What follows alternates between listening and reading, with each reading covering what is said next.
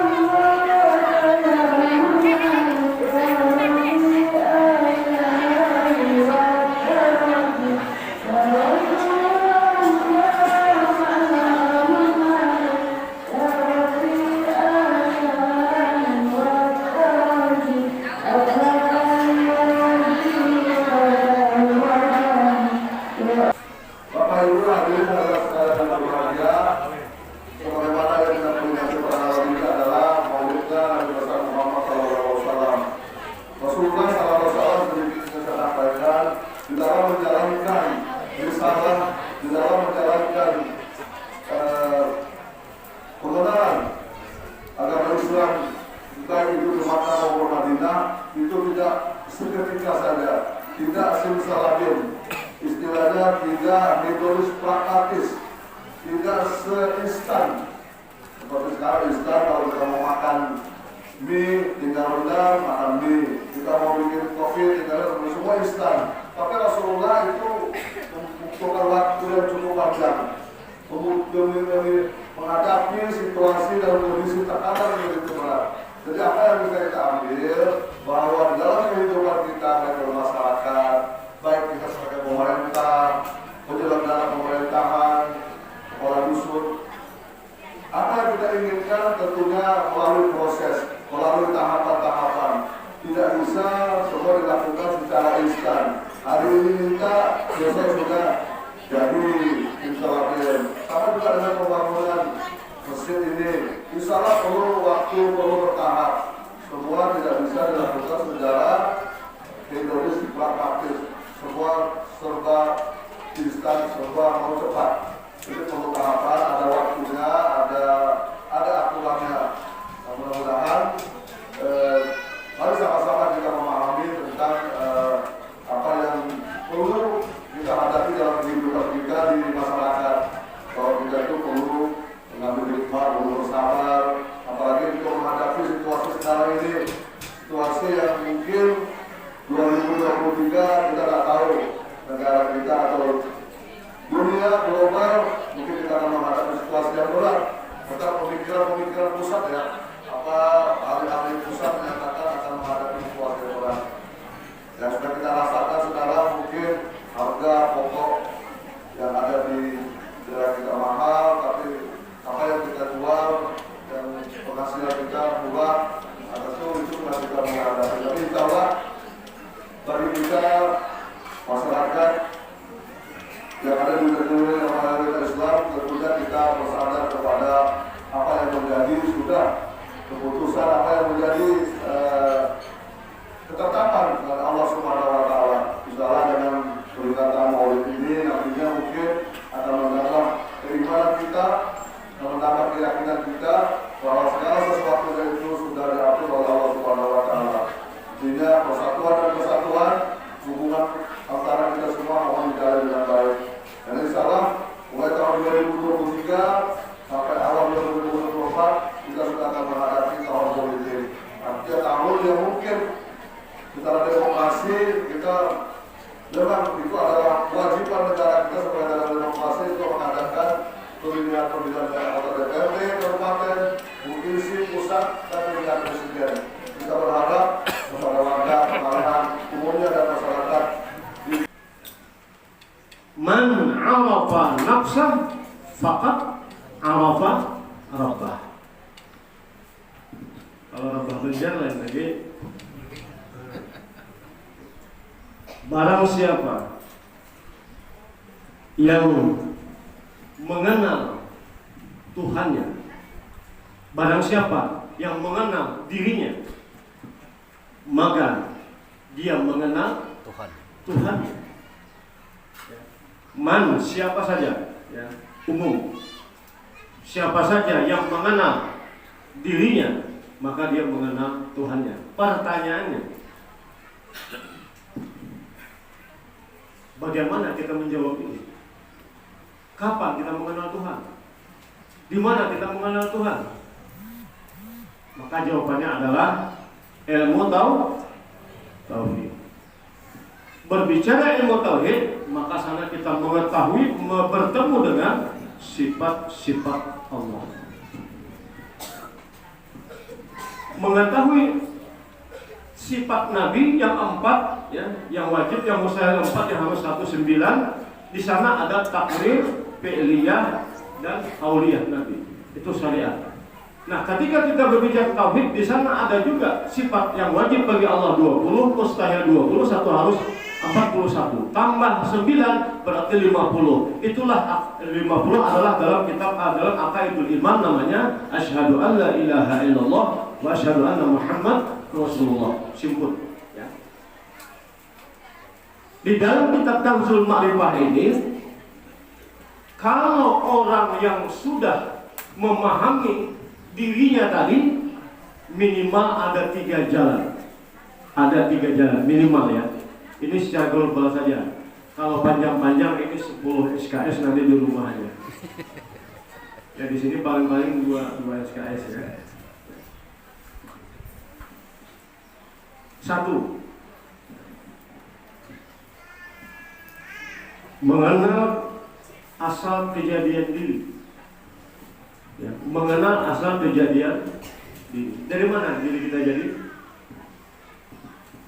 Ya, tadi panjang lebar sudah dibayangkan, disampaikan, ya. Itu tinggal kita memahami saja. Tapi pada ayat dalil aklinya, dalil aklinya sudah sampai. Allahu khalaqakum wa ma ta'malun. Aku yang menciptakan kamu, aku yang menciptakan perbuatanmu. Itu sudah nampak dan jelas, ya. Asal kejadian diri daripada nur Nabi Muhammad sallallahu alaihi wasallam. Asal Nabi Adam daripada nur Muhammad sallallahu alaihi wasallam. Sampai 124.000 nabi dan rasul, semuanya itu dengan sebab Rasulullah sampai kepada kita. Itu asal kejadian diri, ya. Ini secara global dulu, ya.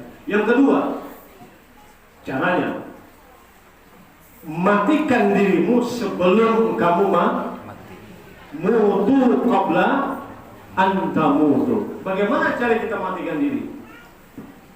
Nah, ini perlu juga tadi 2 SKS. Mutu qabla anta mutu, ketika saat kita pertama kali ingin beribadah kepada Allah adalah qiyam, berdiri, untuk meletakkan posisi hukum syarat bahwa kiblat umat Islam adalah Mekah, arahnya ke Mekah, ya.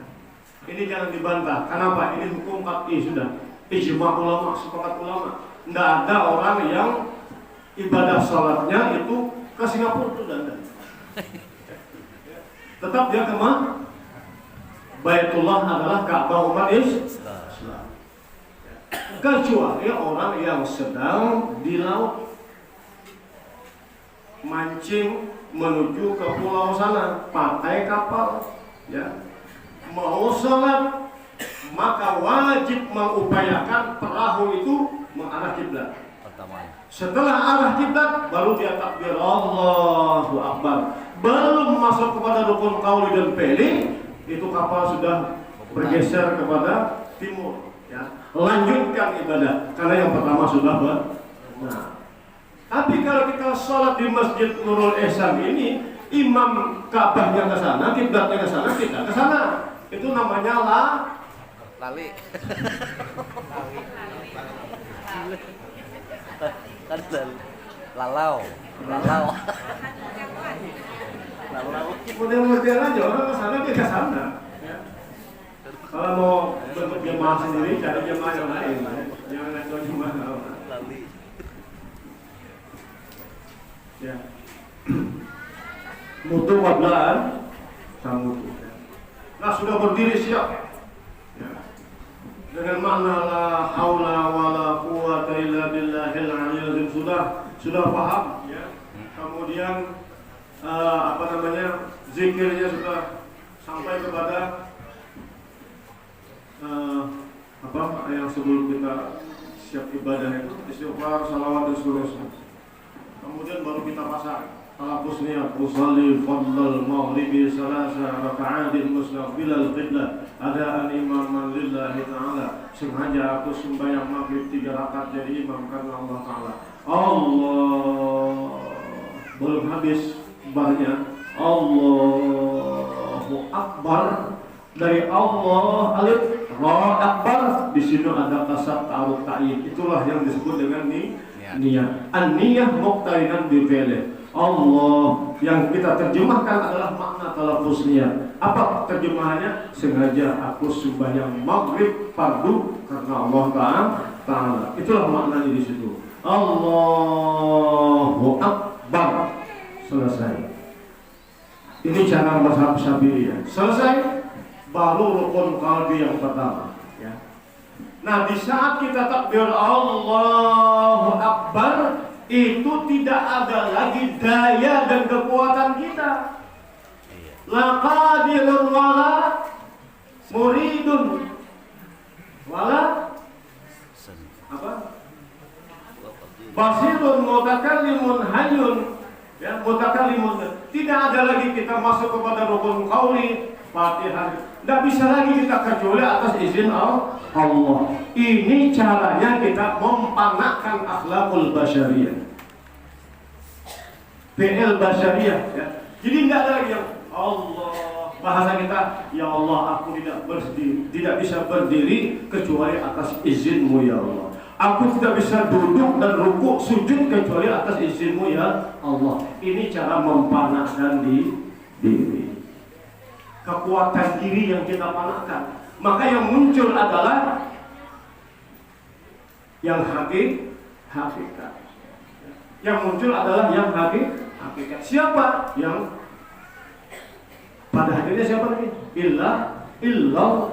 La qadirun wala muridun wala sami'un wala basirun wala hayyun wala mutakallimun fil haqiqati illallah. Kalau dalam usaha tadi yang kita sudah contohkan, kita wajib berusaha ikhtiar, hasilnya bukan urusan kita. Itu hasilnya adalah Allah. Yang menentukan rezeki adalah Allah.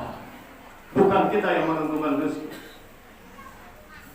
Yang dikuatkan oleh ulama tadi, semua pekerjaan di atas dunia ini tidak lepas daripada qudrat dan iradat Allah. Itu bahagian dalam, tapi yang luarnya kita wajib untuk mengagungkan, melaksanakan syariat Nabi Muhammad SAW. Selesai yang dua, baru yang ketiga, panahkan diri. Kapan kita panahnya diri? Kapan kita bakaknya diri? Panah pada sisi batin, bakak pada sisi zahir. Makanya Nabi berpolitik, Nabi bermasyarakat, Nabi berkeluarga, Nabi pedagang, Nabi bersilaturahim. Semua pekerjaan Nabi adalah pekerjaan syariat dan itu kewajiban umat untuk ittiba. Nabi ibadah, Nabi haji, Nabi umrah, ya. Tidak ada yang pernah Nabi tinggalkan karena ayat yang terakhir, al-yauma akmaltu lakum dinakum wa atmamtu alaikum ni'mati wa raditu lakumul Islam dinan, kata Rasulullah. Dipanggillah oleh Rasulullah SAW, wahai sahabatku, hari ini Allah turunkan ayat, apa katanya? Al-yauma, hari ini, al-yauma akmaltu lakum, telah kusempurnakan, al-yawma akmaltu lakum dinakum wa atmamtum alaikum ni'mati, telah kusempurnakan nikmatku dan Islam kuridai. Selesai itu Nabi sakit sampai 41 hari baru Nabi meninggalkan kita semuanya. Inna lillahi wa inna ilaihi raji'un, menghadap kepada Zat yang Maha Kuasa dan Maha Esa. Kesempurnaan 13 tahun ketauhidan di Mekah dan 10 tahun syariat sempurna di Madinah digabung 23 tahun sampai ditambah 40 tahun usia Nabi ketika angkat menjadi Rasul, maka genaplah 63 tahun. Selesai tugas risalah kenabian, maka dilanjutkan dengan risalah salafus saleh, aulia dan ulama-ulama sampai kepada kita hari ini. Makanya kita harus hadir di majelis Ulama. minimal ya setahun 2 kali Maulid dan Isra Mi'raj. Selebihnya kita di mau masuk surga Bu? Mau Bu? Mau lah. Coba angkat tangan yang tak mau.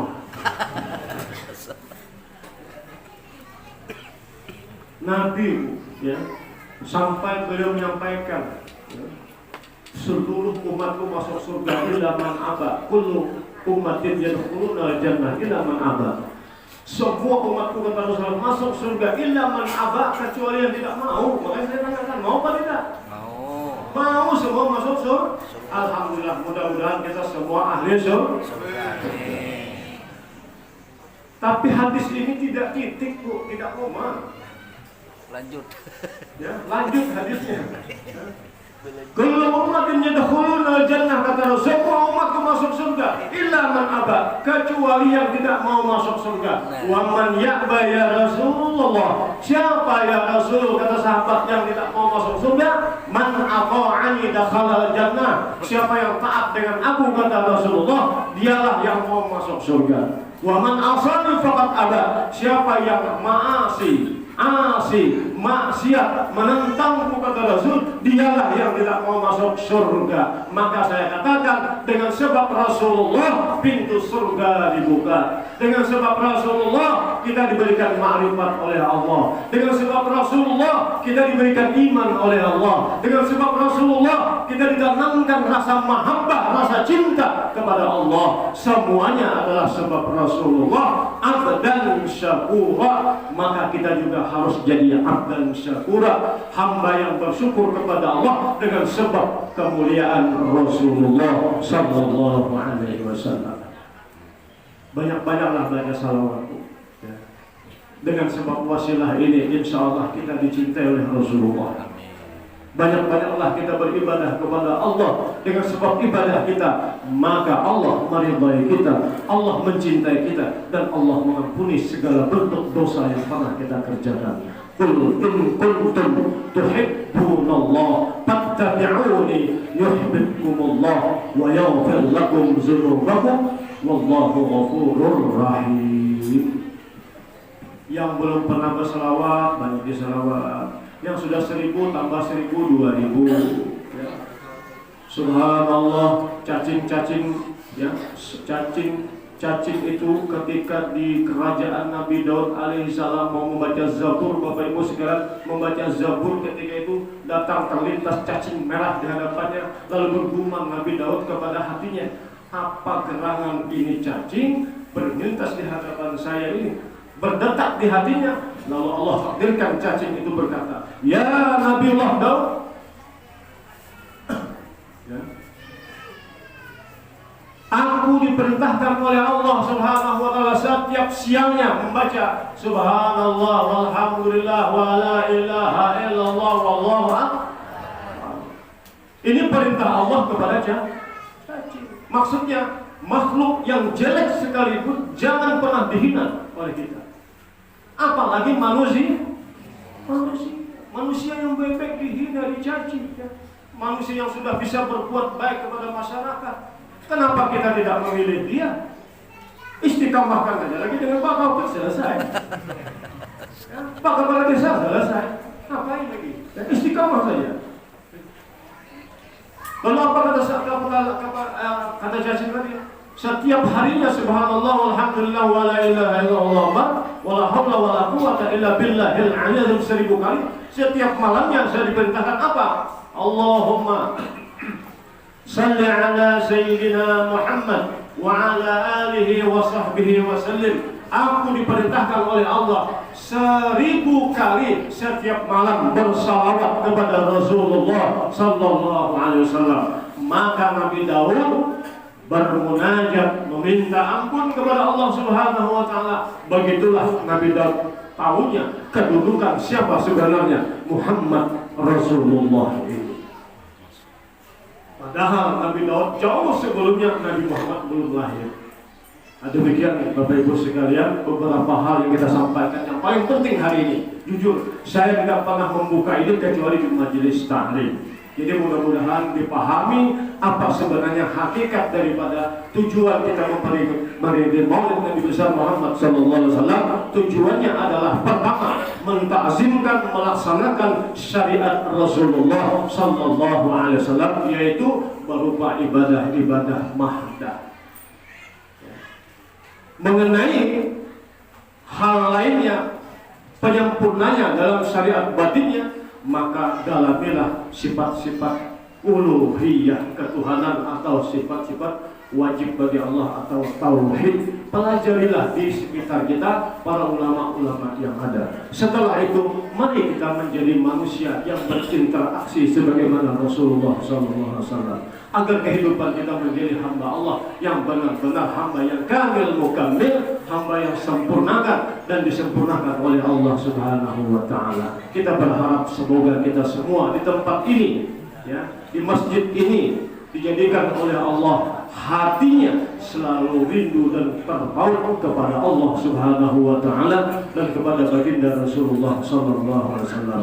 Dan terakhir, mudah-mudahan kita meninggal dunia dalam keadaan husnul khatimah dengan mengucapkan la ilaha illallah sayyidina Muhammad Rasulullah sallallahu alaihi wasallam. Wallahu a'lam bis-shawab, billahi taufiq wal hidayah wal afu minkum, wassalamu alaikum warahmatullahi wabarakatuh.